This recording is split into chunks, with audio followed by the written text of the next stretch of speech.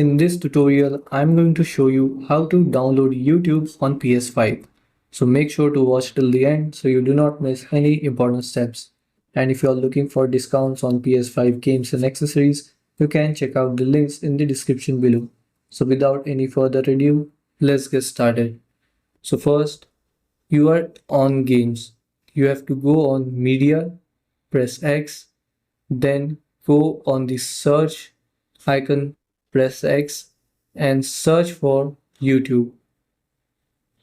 And as you search for YouTube, here down below you will see YouTube. Go on it, press X. Now press X on download and the downloading will start.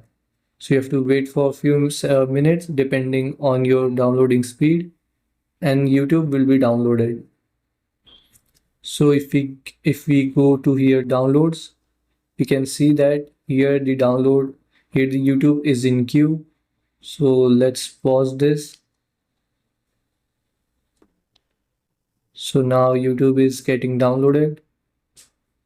Let's wait for it to download.